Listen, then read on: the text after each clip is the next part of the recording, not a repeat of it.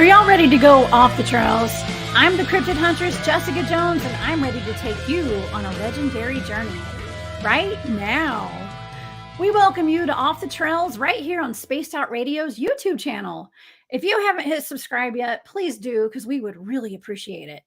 Follow us on Twitter at Spaced Out Radio, Instagram at Spaced Out Radio Show, and TikTok at Spaced Out Radio.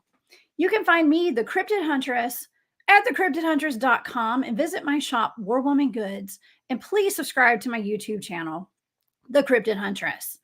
We have an amazing show for you guys tonight. I have D.A. Roberts of the North American Dogman Project, author and researcher, here with me tonight, and we are going to be talking about Dogman. All right, so don't forget that right after the show, we have the weekend crew ready to go at after hours, so you guys please tune in. All right, well, let's get to our guest tonight. D.A. Roberts is a cryptozoologist and an author who served his community in law enforcement. He's best known for his book series, which delve into the world of horror and science fiction genres, of zombies, Dogman, and an apocalyptic future. D.A. also hosts a very popular podcast called D.A. Ex Machina and is the Region 2 director of the North American Dogman Project. All right, let's bring up our guest tonight, Mr. D.A. Roberts. Evening. How you doing? Hi, D.A. You doing all right? I'm good. I was going to be the late Jessica Jones. Thank goodness I did not end up being that. My computer just kind of plunked out on me right before that broadcast. That's always the perfect time for it to conk out. It is. And, you know, I was at the Alabama Bigfoot conference all day today. So I saw some of your pics. Looks like you had fun. Man, I had so much fun. You know, I was not actually a part of that conference, but I went to go support my team. Mm-hmm. And, you know, and the guys from Texas Front Porch were all presenting tonight or today. And it was fun, man. I had a great time, D.A. Wish I could have been there. Oh, it was great. Well, you know, the next conference I've got planned I got penciled in, is the Dogman conference up in Tennessee. I will be at that one. I know, right? Well, you know, I had Bob Wilson with me today, and he's the Region 5 director down here, and we're planning on going. So we'll see. He's definitely going. But yeah. Well, D.A., I'm so excited you're here tonight. We had a great night on Wednesday on your show. It almost turned into a Bigfoot researcher dating show. Okay. Yeah. we had someone in the chat room was quite taken with you. Yes, someone was. Yes, for sure. And that was a lot of fun. And you know, let's see. I maybe or maybe not. It might happen tonight. I don't know. We'll see. Listen, this is not a dating show. Everyone in the chat, just want y'all to know. But it was fun nonetheless. We had a really fun time, and we're talking about the Joe Bald Recreation Area. Mm-hmm. Okay, that's the topic. This is actually part 2 of a 2-part series that D.A. and I have done, and that we're doing. And D.A., let's talk about the Joe Bald Recreation Area, okay, and why you are interested in this area. Well, the Joe Bald Recreation Area is a campground near Kimberling City, Missouri, in a pretty heavily wooded area along the shores of Table Rock Lake that was closed under mysterious circumstances around 1999 or 2000. When I started digging into why it was closed, I found a number of missing persons articles that went along with the closing of the park. But then later, when I went back to pull those articles again, they were gone. So that area has been, you know, overgrown, shall we say. At one time, it was a really nice campground. I remember going down there when I was a kid with my dad. It was just a really great place to camp. And for them to shut down a campground along the shores of Table Rock Lake, where not only camping space, but real estate is at a premium. I mean, that's 125 acres of lakefront property that have basically been closed off, where lakefront property is going for about $100,000 an acre. So there's a lot of acreage there that has just basically been allowed to overgrow wild, and they won't let anybody develop it, and they won't let them reopen the campground. And they've tried many times. Every time the Army Corps of Engineers shuts it down. And I'd heard stories about weird things going on down there from some friends of mine who were Stone County deputies. And I've actually set some of my books around that area. Some of the fiction stories, like the Lakeview Man series, that's primarily centered in that area. And when I was writing the first of the Lakeview Man series, my friend Steve Monrodis, who's my co-host over at DAX Machina, and my best friend, we've been friends for years.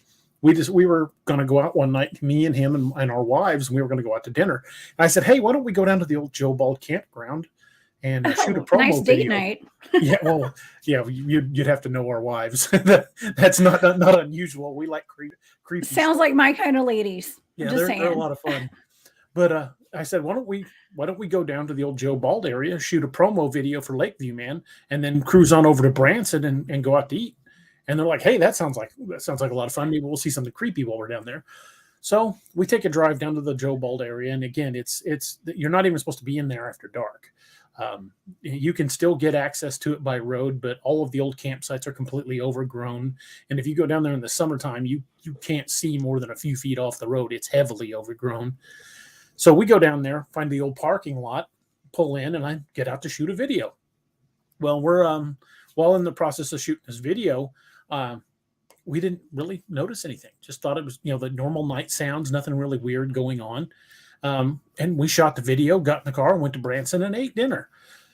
Flash forward about a year and a half, almost 2 years later, and we're discussing that promo video on one of the podcasts. And we're talking about the Lakeview Man series and everything. So we show the video on the podcast. And one of the guys in the chat, he says, hey, I saw something move behind one of those trees. And I'm like, nah. I don't know. I've been watching this video off and on. I've never seen anything move. And he's like, no, I'm telling you, at one point I see something duck back behind one of the trees. So I know a couple of guys from All Tower Media who do video analysis, Josh Jones and Adam Shepard, a couple of good friends of mine. And I said, hey guys, tear into this video and tell me this section specifically if you see anything. And what they found was pretty terrifying. It had the head looked like the shape of a large wolf, and yet one frame you can see its hand with claws gripping the tree. And so we went back to the area, found the exact tree, and measured the spot, and it was about 9.5 feet off the ground.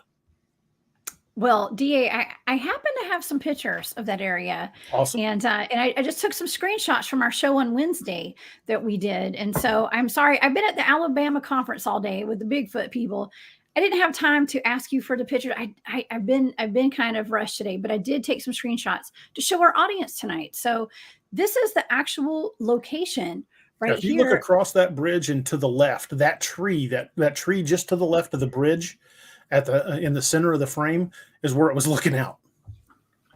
And there's nothing behind it that it could have been. Yes. Well, and I also have pictures of the actual creature. So I have several pictures. This is the original picture that I saw. Unfortunately, that was taken on my cell phone. We're down there to shoot a quick promo video for my books. I didn't go down there with any fancy equipment trying to capture anything on a video. It was just going to be me talking about the Lakeview Man book. And so, unfortunately, this is the best images we could get because it was from a cell phone. Yes. Okay. So we have this image, which you can clearly see. It looks like a face, and there's actually a hand down below with some claws. Okay. Now we also have this is the same tree, but the figure's gone now. So this is where it disappeared. Right. Right. Okay. And then during our show on Wednesday, someone had the wherewithal to enhance the picture a little bit more. Oh, wrong one. Let's see. Well, they had the wherewithal to enhance the picture, and I did not get it uploaded. I'm sorry. That was a wrong picture. But anyways, you can see it just a little bit better than this right here. But it's the same picture. So, yeah, interesting.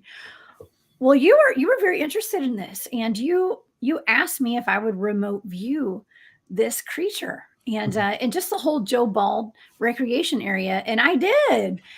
And what I came up with was way more than I ever expected.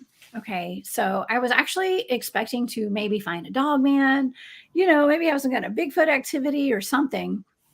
And I came up with way more than that, DA. So I have, the first thing I picked up was a Skinwalker, Native American, land there. And I got aliens. I got ghosts. I got Bigfoots. I got just about everything that you could possibly pack into one little area of land. All the paranormal activity I picked up on. So this place, I would say this rivals Skinwalker Ranch, an area of high strangeness like that. It's a very creepy area. Yeah. But I also picked up on a facility underground. And we'll talk about that a little bit more tonight. But I think that had a lot to do with the activity that we had going on in that area. So, and I know that on your show, you like to really focus on cryptids and like Bigfoot and Dogman. Mhm. Well, on my show, I talk about everything. So I figured, Which is why we wanted to have the second half on yours, where we can go into more of the psychic end of it, the paranormal end of it. yes. I know when the first time I had you on my show, we were talking about just cryptids in general, and I didn't really know what remote viewing was. And I got to admit, I was, I told you this before, I was extremely skeptical. I'm like, oh, okay, we'll see. But Right. you hit the nail on the head. Just Oh, thank it you. really kind of astounded me with how accurate you were on some of the stuff, especially from LBL, things that I hadn't mentioned before. And I'm like, holy crap, there's got to be something to this. And then when I asked you to do Joe Bald, you confirmed some things I already suspected, which is exactly why I wanted to actually do a 2-part show with you on this, where I can discuss the cryptid side and we can do the UFO side on this. Yeah. Yeah. I thought that was a great idea because honestly, when it came down to it, there was so much more activity on this little area of land there. I mean, I don't know how big the area is actually, but I think it's about 125 to 150 acres. Oh, that's a big area of land. It's a Then. pretty good Okay, size so that's a big land. Okay, but there was so much, and honestly, I was getting vibes off of the land between the lakes. Okay, so I had just remote viewed that, and I've done a show or two on the land between the lakes and the beasts there, where people have been massacred, Mm-hmm. and really.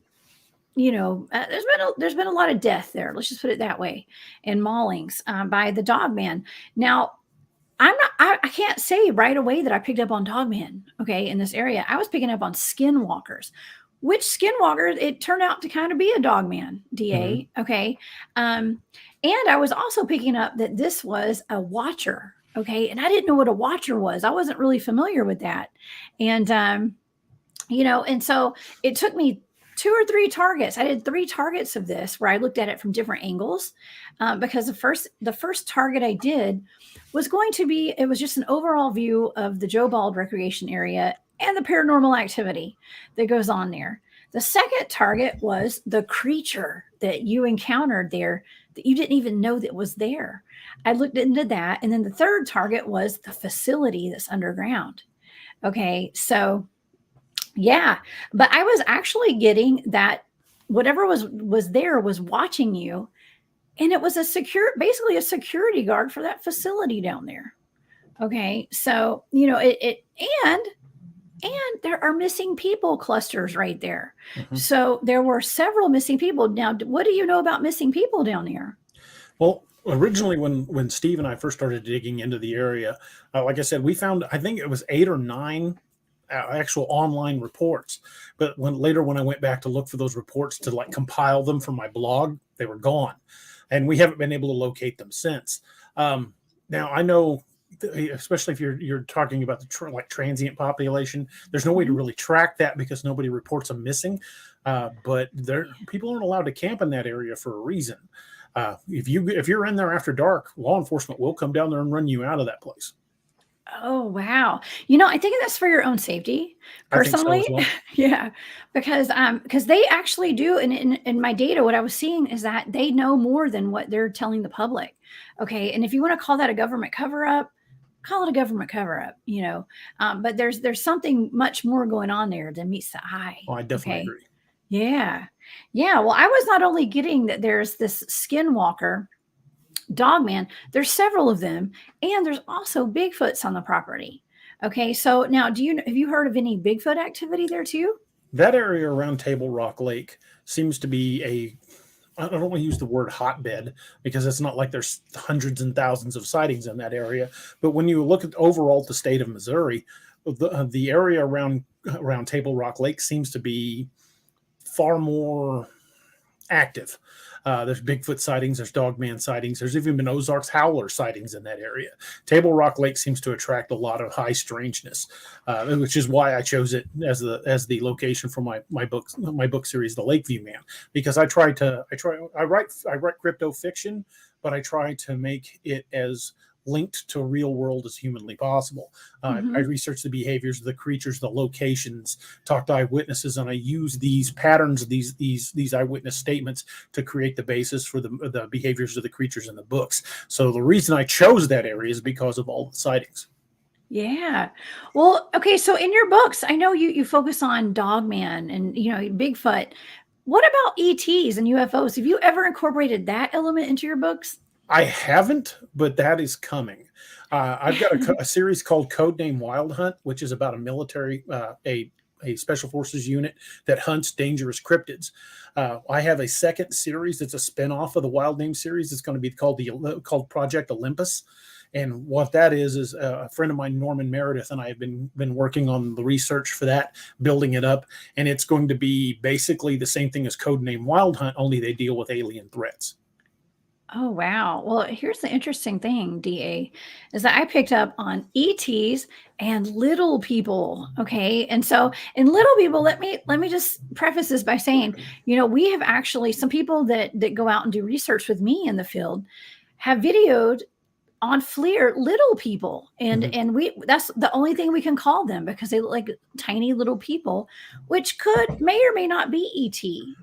There's Cherokee lore on little people.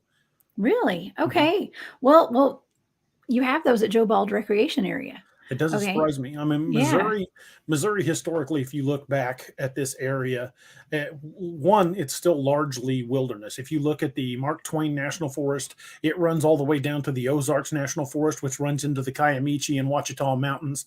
We have a massive area of unbroken wilderness. People don't really realize how much forested land is still in the Midwest, and there's a lot. If you look at Google Maps, you can see unbroken green basically from Minnesota east to East Texas. There's still a tremendous amount of forested land. And some places in the Mark Twain, I would hazard to guess, there's probably hasn't been people set foot in it in decades, if at all. Wow. Yeah, so untouched land. I mean, is what better place to hide, right? And to not be seen and to live freely there. And this was all Native American land. There's rich history dating back from the Osage, the Kickapoo tribes. There's even Cherokee in this area. Trying to think of the name, Ojibwe.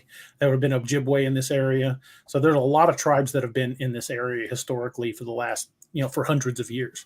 Yeah. Well, I totally picked up on that when I was remote viewing it.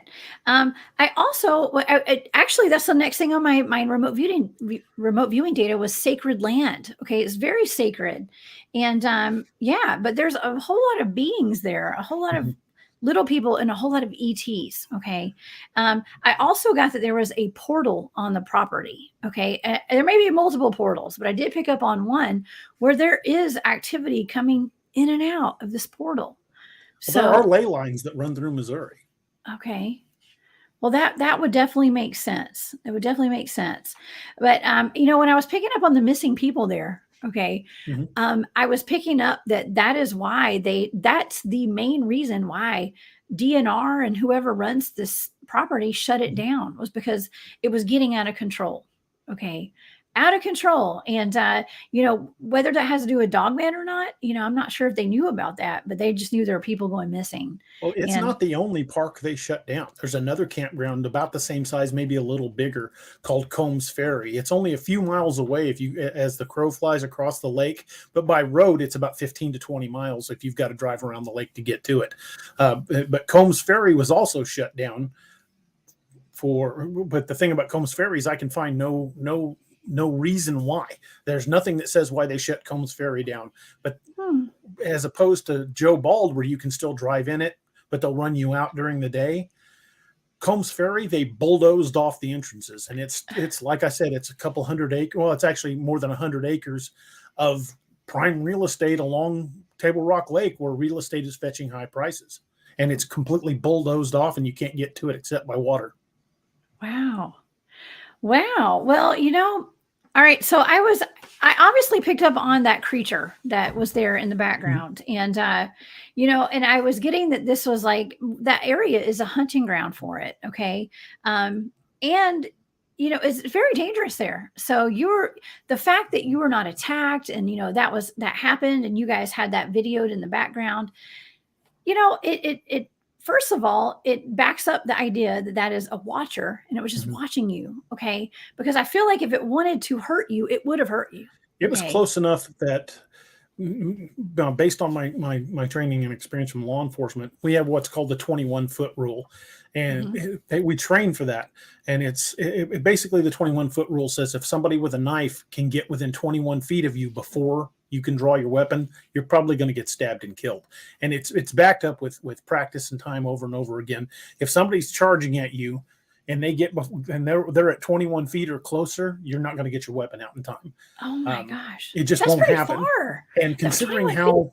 how fast Dogman is reported to be, and this was probably less than 30 yards away from us, I don't think I would have had time to draw my weapon. And I was Yeah. armed. I was still a deputy at the time. Yeah, that's interesting. I'm gonna switch over to my second target where I actually viewed the creature that was there, and I know we actually talked about this on your show on Wednesday. Mhm. Was this creature mostly, and I know that we were kind of you like to talk about Dogman and Bigfoot on your show, Yeah.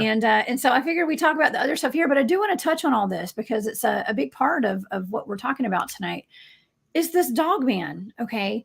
And it was definitely something that ran on four legs and two. Okay. And I was curious, and it was the words that I got, like you said, that it could jump on you out of Mhm. nowhere. Well, that's some of the data that I got, was that it was stealthy and quick, and it jumps. It hops, it jumps, and it jolts. It'll jolt on you in a second. You won't know what hit you. Yeah, I don't think Okay. we could have drawn in time. Yeah. If it wanted Oh us, it would have no. got us. Well, it would have come from behind. And you know what? And that's another thing that I've gotten in my data with like land between the lakes, Mhm. um, is that it attacks from behind. Okay. And even in the Dogman that I remote viewed in Mississippi, they attack from behind. You don't know what hit you. Right. Okay. So that you would have never known. And the park rangers probably would have never reported it. So Probably not. yeah, I mean that seems like a problem, DA. Don't you think that that's going on? Well, if you look at the missing 411 cases, when David Paulides tried to get a Freedom of Information Act to get the National Park Service to tell him exactly how many people have gone missing over the years, Yeah. they stonewalled him. They told him it was going to cost upwards of $3 million to get a compiled report. And Yeah. so basically, they admitted yes, they do have the information, but no, they weren't going to share it, which violates the Freedom of Information Act.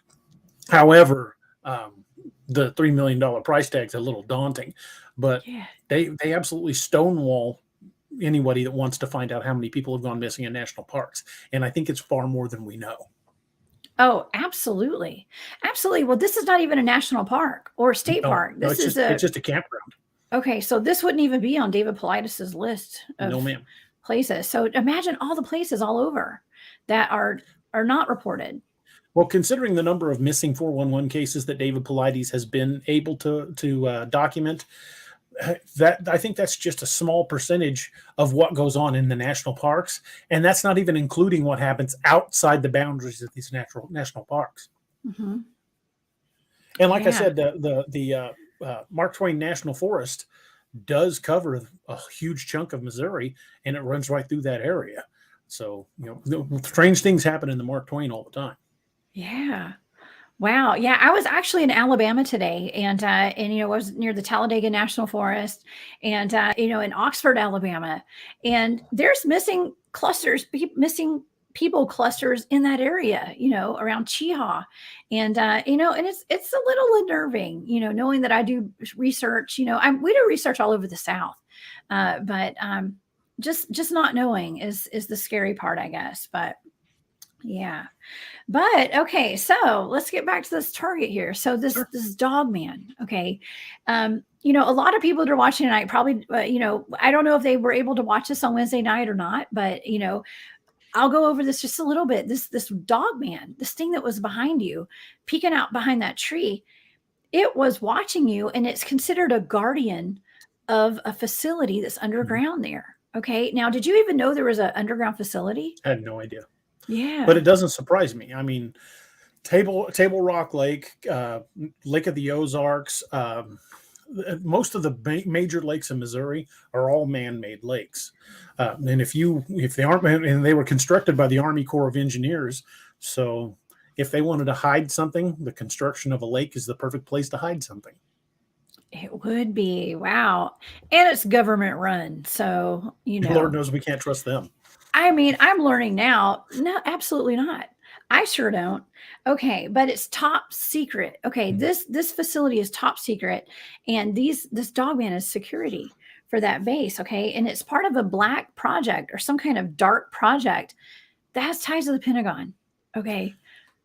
Well, like I was telling you the other day on our show, ever since I was a kid, and I was born in 1970 here in Missouri. Ever since I was a kid, and this is dating back to the 1970s, I've heard stories from people throughout this area that there are huge underground bunkers dug into the deep Missouri limestone, because limestone is the perfect place for these facilities, because limestone is it's strong, but at the same time it's much easier to cut than, say, some of the heavier igneous rocks out west, like drilling into a mountainside. But Missouri limestone is a perfect place to dig these bunkers. And there's supposedly several bunkers here in Missouri that are connected to continuity of government. Should there be a nuclear war or a major catastrophe, or what they refer to as ELEs, or extinction level events, like a cometary strike or something like that, these continuity of government bunkers are there, but nobody knows Wow. where they are. Yeah, that's actually in my data. I wrote down bunkers. Okay, so there's bunkers down there. And I was trying to see what was the name of that movie that I said I'm trying to look at for it in my Total data. Recall. Total Recall. Okay, well, Oren is saying that dogs guarded the bases in Terminator. Probably truth to that. It's interesting because they put the truth into movies, because it's almost like they have to tell us, right, what's going on. I mean, could be. Maybe dogs guarded, maybe Dogman's guarding this base. I mean, that's what was in my data. Mhm. So, yeah. Well, they would be fantastic soldiers if they could be trained. Yes, absolutely. Well, and that's another thing with the Total Recall movie that came up in my data. That had ties to Mars. Mhm. Okay. And also, what was in my data was the secret space program and space programs. And I know that's not something that you would normally talk about on your show, because it's a little out there. Okay. I understand that. Not as But, far as not as but far out there as it once was, though. right.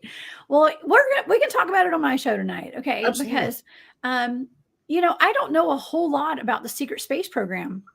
But I do know that in my data, it was saying that this base, this facility there, is a layover, and it is a staging area for some sort of space program that they have going on. So Well, I don't know anything about that, but it's in there. a lot of the UFO stories that I've heard out of Alaska talk about eyewitnesses seeing UFOs actually enter the water, which led them to believe there's possibly an underwater base. Yeah. Well, if the Army Corps of Engineers built that lake, it's not outside of the realm of possibility that there could be some access under the water that we would never know about. The water's too murky to really dive. People that do dive the lake only go shallow. There's really no way to go. And some of those parts of the lake are a couple hundred feet deep, so it wouldn't be outside the realm of possibility to think that something an extraterrestrial vehicle or something from as you refer to, the secret space program, could enter the water and then go in through an airlock. Yeah. I don't know. This is all so crazy. Like, I'm going to tell you, maybe about 5 years ago, this would have sounded so weird to me. Now, like you said, it's not so weird anymore, Well, because since the government's basically just admitted aliens have been coming here for decades, uh, between the cockpit footage they've been releasing and yeah, quietly saying yes, ETs are real, the government just admitted it. And because of everything else that's going on, the media didn't really report much on it. Didn't get the fanfare you would expect it to. But yeah, there's so much going on in the world right now. People just kind of went, and moved on. But the government admitted it. So I know. Well, they release it when everyone is in, there's like a recession. I mean, we're struggling to buy gas and and to buy groceries. And so everybody is in fear mode right now. And everybody is survival mode. Well, if you think about it, it's the perfect time to release something like that. People are far less likely to panic. Well, I also think it's the same reason why we're hearing more and more about cryptids. I think the government's been slowly releasing more information about cryptids. Well, I think it's a great time because nobody gives a crap right now because everyone's trying to survive. And it's when we're in that fear mode and in survival mode that all this comes out. And then, and they only give us little breadcrumbs. Okay. But hey, here on Spaced Out Radio, we're going to give you the real deal. We're going to give you the whole sandwich. Okay. whatever we've got here, we're going to give you. But yeah, so in this base, I was picking up that they have chimeras down there. Okay. Chimera, and I believe a Dogman would be considered a chimera. Oh, definitely. And it's funny you mentioned chimeras because just last year or the year before, the federal government very quietly changed the wording of federal hunting laws to include near human chimeras. Near human? Yeah, really? That's exactly what it said. Okay, what does that mean? Well, I think it's adding certain things on there that they're starting to be more forthcoming about. It could possibly include Bigfoot or Dogman type creatures or other things we're not even aware of. But they started adding wording to the hunting laws to talk about these near human chimeras. Wow. Well, it's interesting that in places like Oklahoma, they've had Bigfoot hunting season, They offered a $3 million bounty for one taken alive. State of Oklahoma did. They did. I know. I actually had a guest on my show I like to say Honobia, but it's Honubi. Okay. Yes. Oklahoma. I've practiced many times saying that. Pronunciations. They completely do. Like we all know that M-I-A-M-I spells Miami. Not in Oklahoma, it's Miami. Don't know why. I don't know, but hey, I'm not going to get it wrong again. Correct. Yeah. Well, but you know what? So whenever people have talked about wanting, having one in their sight to shoot, okay, if they were being threatened by one or they're hunting, hunters will say, or whoever has it there, they say, well, I couldn't pull that trigger because it was just too human.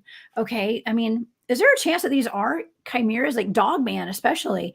Do you think this could be something that our government has made and created? I don't think so, because Dogman sightings have dated back. I mean, Christopher Columbus and Marco Polo both talked about dog-headed creatures they encountered on islands during their travels.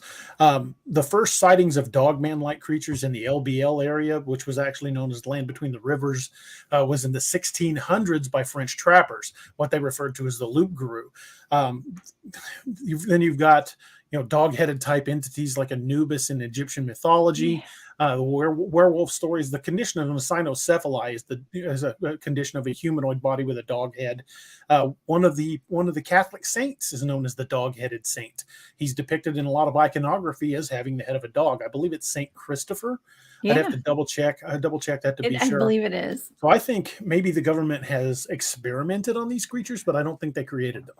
Oh my gosh. Okay, so here's the funny thing. As you said that, I looked down at my data and it says experiments right there in big, huge letters on my data. Okay.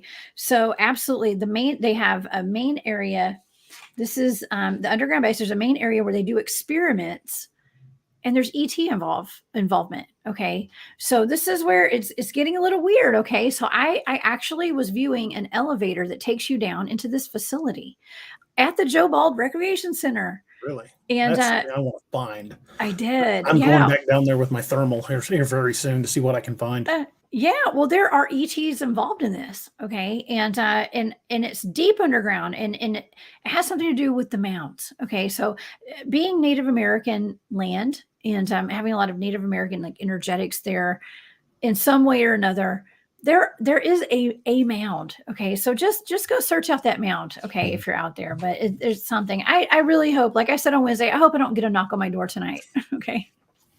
I'm ready for it. I'm not going to uncover all of my data. The funny thing is, when I created my series Codename Wild Hunt, it's about a military unit that hunts dangerous cryptids. When the first book came out, I still have friends that are within special forces. I'm an ex-Army myself from years and years ago, but a buddy of mine who's still in who's I won't say what branch because I don't want to narrow him down, but let's just say he's still active with a special forces group. And after my first book came out, he called me and he's like, "Yeah, hey buddy, I wish you'd have told me you were gonna put a book out like this." I'm like, "Why?" He's like, "Well, you hit the nail a little too close to the head on a couple things. You're making some folks nervous." I'm like, "What?" He's like, "Yeah, I don't know where you're getting your intel, but you hit the nail a little too close to the head on something. Where are you getting your intel?" I said, basically, I took sightings and encounters. People talk about military units showing up, and I created my own lore based on it. He goes, "Well, you hit way closer to the head than you think you did." I think your friend's the one who's nervous. Actually, he's the one because some people upset. He's connected to you, and so it would be one of those connected dots. Thinking that they're going to think he told me. Exactly. So it sounds like he is more nervous. Now, DA, this is a personal question. Have you ever had your own personal UFO experience? UFOs? No. I don't. Well, I've seen lights in the sky that if you want to go, the strictest sense of UFO that you couldn't identify it, then yes. I've seen odd lights in the sky that I didn't know what they were. Could they have been high-flying aircraft? Yeah. However, my wife did have a UFO experience. Years ago when she was younger, her and her family went to visit some of their cousins that lived out in Bolivar, Missouri, which is about 40 miles away. And they had a very bright light pace their vehicle all the way till they got back to the outskirts of Springfield. And at that point, it turned and shot back toward Bolivar at a high rate of speed. Oh my gosh. Wow. Now, when was that? Was that recently? No, that would have been about 1986, somewhere around there. That is so interesting because my great grandmother, of all people, God rest her soul, she and my great aunt back in the 1980s, around that same time, actually, had an experience in North Georgia where they were driving down the road and a light came down over their car, actually. Mm-hmm. And it enveloped the entire car as they were driving down the road. And the next thing they know, it's 2 hours later and they are driving 20 miles down the road in a different county. And they don't remember anything. But it seemed like it was just in an instant. Sounds like they were probably abducted. Maybe. You think? Yeah. What it sounds like. It does. It does. But you know what they did? What I find very interesting about all this stuff and the abduction experience, a lot of people attribute whatever happened to them to their belief system, of course. Mm-hmm. So they are devout Christians. And to them, till the day my great grandmother passed away, she attributed that to angels taking her out of harm's way. And so they believed that the angels had removed them from perhaps an accident or something that they were fated to be in. My grandmother told me a story that she to her dying day believed she fed an angel. Really? This was back during the Great Depression. My grandfather was off working, and it was just her and the kids home at the house. And it was right at dusk, and this guy knocked on the door and said, "Ma'am, I'm hungry. Do you have anything to eat? And I'll be happy to do any odd jobs." She goes, "Well, there's a big pile of wood in the back that needs split and stacked, and I can't let you in the house because I've got the kids. But if you'll take care of the wood, I'll make you something to eat. You can eat out on a picnic table." So she made the food and just had it ready for him, just a very short amount of time. And he sat down on the picnic table and ate the food. And she said she took the plate, went back in the house. When she went back up to check on him, he was gone. The wood was stacked completely. It was done. It was a lot of wood, and he was nowhere to be seen. And she said to her dying day, she believed it was an angel she'd fed. Wow. Oh, I got goosebumps with you telling that story just then. I believe that too. And you know what? And that's interesting because in my data, I'm talking about the watchers. Mm-hmm. Okay. Do you think that, I'm getting total body goosebumps right now. Okay. So do you think the watchers could be something like that? Like angelic, even, I'm not saying the Dogman watcher is angelic, mm-hmm. but I'm saying like there could be different types of watchers and guardian angels, It's hard to say with so many different takes on religion, whether or not you believe they're angelic, whether you think they're demonic, whether you think they're alien. It's hard to say, but certainly it sounds like something with a higher power, whatever higher power you might believe in, as certainly observing. And it very well could be advanced aliens that are basically monitoring us because we're still killing each other over in the name of religion and everything under the sun. So it wouldn't surprise me if humanity hasn't been guided, and especially through some of our darker moments. It's just one of those cases where you think that if you believe that there is a higher purpose for everything, which I do.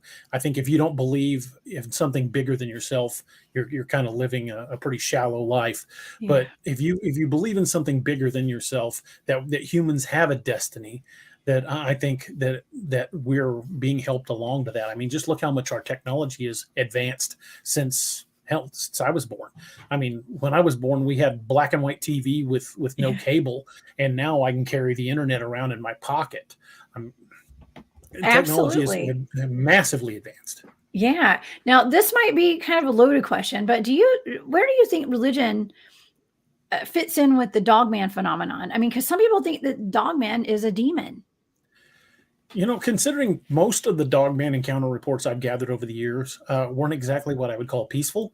Mm-hmm. Most Dogman encounters usually involve the word hellish or demonic. Yeah. In fact, one case near LBL, there was a guy woke up in the middle of the night. And he had a doggy door for his dog to go out the door into the backyard to go to the bathroom.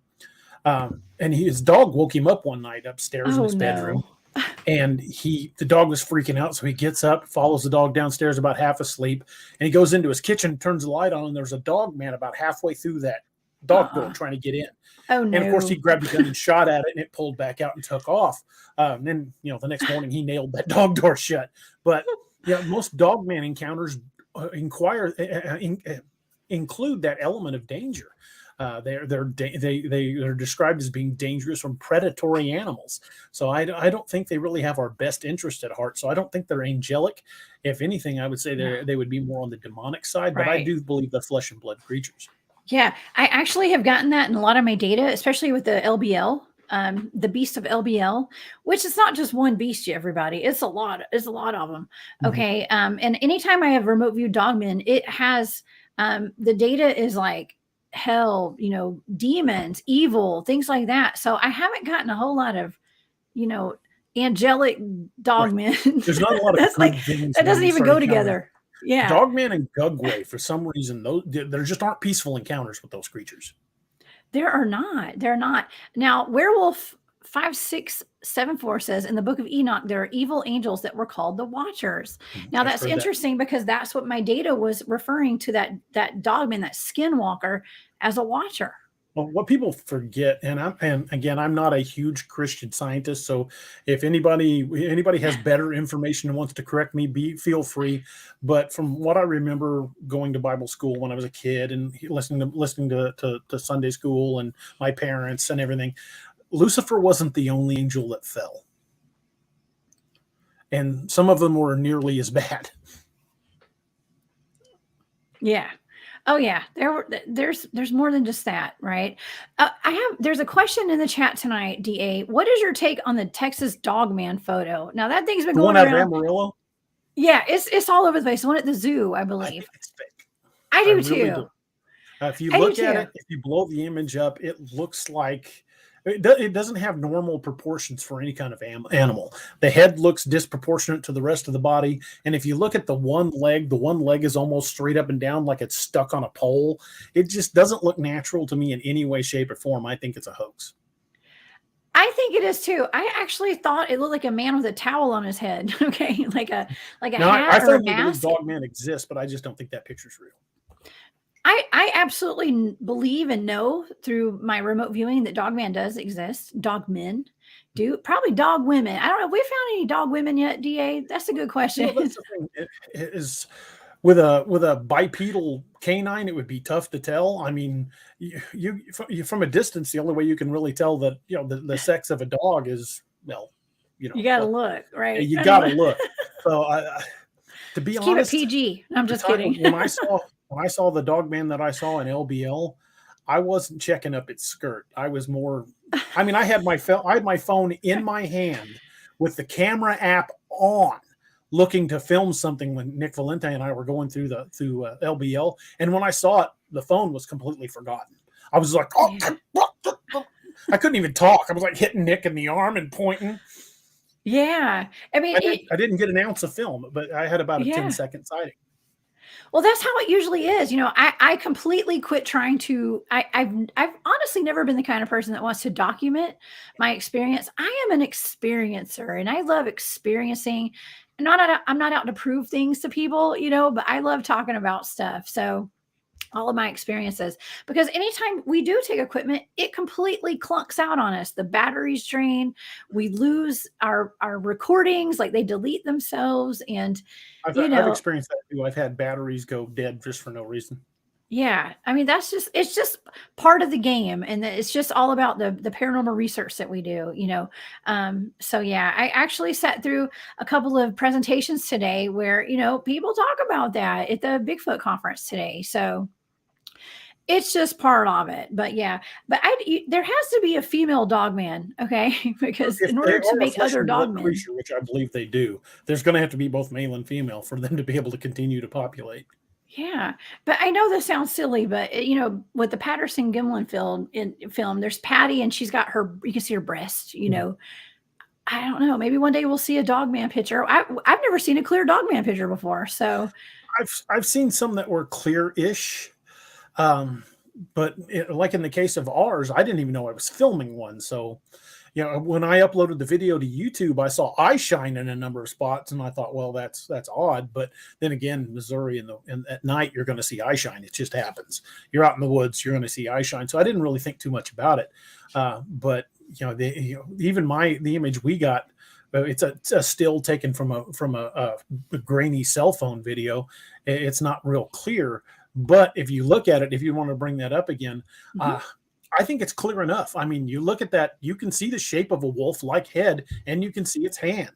And again, that spot is about 9 feet off the ground, 9.5 feet. I couldn't reach the spot standing on the ground. I'm 5'10". I mean, it looks at the first glance that I got at that, it looked like a goat man to me at first. But the more I look at it, and the more of course, I looked into it remote viewing, and it was definitely more of a dog man. Okay, Mhm. but it's something. Okay, it is something. There is absolutely something that was watching you. Absolutely. Now, someone from the North American Dogman Project did make a map the other day that was Mhm. put on social media, and it was showing the not that one. Sorry, that's the different types of dogman. Okay, I hit the wrong button. Okay, so this is the North American Dogman Project is divided up into regions, and you're the Mhm. region 2 director, Correct. That's the correct? Midwest region. Yeah. Well, you guys have a good bit of reports. We've got most of it. You do.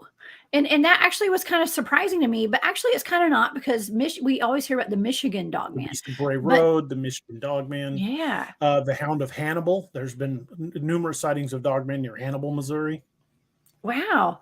Well, yeah, you guys have the most. Now, I know that we have a dogman here where I live, and Mhm. it's been reported forever as a werewolf. But yeah, it's pretty amazing. I never knew that Missouri had dogmen. Well, Okay, if so you look at LBL, if you see where Illinois meets Kentucky and Missouri, mhm. Yeah. LBL is just in that section right there beneath LBL, beneath Illinois, where it touches Uh-huh. Missouri. So it's really close to the Missouri line. Wow, it is. Now I can't see those numbers. That's a lot. That's a lot of reports. Now there's not as much up in the Pacific Northwest, but You get more I hear. Bigfoot out in that area, but although there are a growing number of dogman sightings coming from Northern California. Yeah, I've heard more dogman stories coming out of Texas lately. Well, if you listen to some of the other podcasts and check some of the accounts taking, the U.S. Border Patrol along the U.S. Mexico border, along New Mexico, Arizona, and Texas, have been reporting seeing quite a few. Oh, wow. Actually, I didn't even realize that dogmen are reported all over the world. And Jody Cook was on the show last weekend, the head of the North American Dogman Project, the founder. Mhm. He was telling me that you guys have chapters all over the world, like in Mhm. Pakistan, or in Canada and Mexico. And A good friend of mine is a dogman researcher in England, and Leon has captured some of the best videos I've seen. I mean, really, he's really, and he proposed something that I didn't even think of. He said that in England they're traveling along the clear cuts along railroads and hiding in the trees when anything gets close. And if you look at the United States, there massive clear-cut corridors through national forests where power lines go and where railways go, and they're generally Ooh. close to water. So do you think that they have a place that they travel that's like their highway? Yeah, I think so. Most of your sightings are close to some sort of body of water, and in areas where there are plenty of game. And I think that's why we see so many incidents here in the Midwest, is because some of the best deer hunting, elk hunting, even moose are up in the Upper Peninsula area. But there are a lot of hunting. There's a lot of hunting opportunities in the Midwest. I'm not saying there's not in other parts of the country, but I'm just saying that there's a lot of hunting in the Midwest, and game is pretty plentiful. So they follow the food source, is I what you're think so, saying. yes. A predator, an apex predator that big is going to need a tremendous amount of protein to survive. So, yeah, I believe they're definitely following the herds. Wow. And you know what? And unfortunately, dogmen have been known to eat domestic animals and Mhm. an occasional human. If you Okay. look at the accounts I near hate to Taylor, say that. Mississippi, there are lots of animal attacks. Yeah, I actually picked up on that. Remote viewed the Dogman siege at Lockett Ranch, Mhm. okay, a few weeks ago, and I was actually picking up more on animal attacks, not so much human, but it was mostly animal, and that was in Mississippi. So When I yeah. mentioned on the show that I had planned on our show on DAX Machina, I mentioned that I was planning an outing to Taylor, Mississippi, to go out and do some video and do some Really? research. And a guy that lives near Taylor reached out to me and said, "If you're coming down here, don't come unarmed and don't come alone. There are places you don't want to go after dark." Oh wow. So that was a warning from the locals. Always Mhm. take heed, Oh, right? definitely. Yeah. Well, DA, what kind of advice do you have for people that want to go out and do dogman searches and go bigfooting? Do you have any kind of advice for people? Best advice I can give anybody that wants to go out and do any kind of boots on the ground investigation is, number one, first and foremost, wherever you're going, make sure someone that's not going with you knows where you're going to be and when you're supposed to be back. Because a lot of these places you're going to go to will have no cell phone service. If you get out in the hinterlands, you're not going to have cell phone service. So make sure somebody knows where you're going and when you're supposed to be back. So if you don't show up, somebody knows where to come looking for you. Another thing, whether you're going camping, hiking, hunting, fishing, backpacking, or cryptid hunting, get a med kit and learn how to use it. Because if you're off the grid and you don't have 911 service, you are 911, and the life you Yeah. save very well can and will be probably your own. um, I recommend Dark Angel Medical. They're a veteran-owned company that makes high-end medical kits, both first aid and trauma kits. I carried one of their trauma kits on my belt as a cop for 15 years. Fantastic kits, some of the best kits on the planet. So I buy all of my kits from Dark Angel Medical. I always have one on me when I go out. Make sure somebody knows where you're at when you're supposed to be back. Take a med kit. Take something to defend yourself. I don't care if it's a knife, a machete. If you don't believe in firearms, I'm not saying you have to carry one, but I always do. Take something to defend yourself, because you have the right to come home. And cryptids are not the only thing out there that can and will hurt you. You got snakes, bears, wolves, mountain lions, wolverines, depending on what part of the country you're in. There are dangerous animals that can and will hurt you. And I can tell you from experience, even a sprained ankle in a backcountry trail can be life-threatening if you can't get out. That's right. Well, DA, where can people find you? Do you have a website? Absolutely. You can find me at daroberts.net or at thenightmarehunter.com. Both websites, where you can find a lot of my work. If you're looking for my books, I would go to daroberts.net. The Nightmare Hunter is more of a blog about sightings. So you check all my books out at Nightmare Hunter at at daroberts.net, and check out my anything on social media is going to be at DA Roberts Author. It's simplified across the board from every social media I'm on is DA Roberts Author, so you can find me that way. And check out my YouTube channel, which is my podcast is called DAX Machina, and you can find me at youtube.com/DA Roberts Author. Awesome. Well, DA, thank you so much for being here tonight. No We problem. Thank covered you Joe for having me. Bald area pretty thoroughly, I think. And so I can't wait It's to have off you the on beaten again. path. It's hard to find, Yeah. but I warn you, if you go there, cover your exits. Yeah. And take protection, everybody. Please take protection. Don't go unarmed. I'm just saying. Okay. Well, DA, thank you so much for being here. I hope you'll come Thank back on you. my show soon. Oh, definitely. And we will see you again very soon. You have a great You weekend. too. All right. Be safe. Thank you. All right, guys. Well, that was awesome. DA is always a pleasure having on the show. And so I don't want you guys to forget that right after the show, you can join the live crew of After Hours. They're going to take you on a mysterious journey for the next 3 hours. Tomorrow on Off the Trails, my guest is Tanya Braddock. She will be talking spiritual Sasquatch. I can't wait to see you guys there. But for now, I am the Cryptid Huntress, Jessica Jones. I'm headed off the trail. I want to give a big shout out to all my people at the Alabama conference today. I had so much fun seeing you guys. I hope you guys have a great night, and I will see y'all tomorrow. Bye.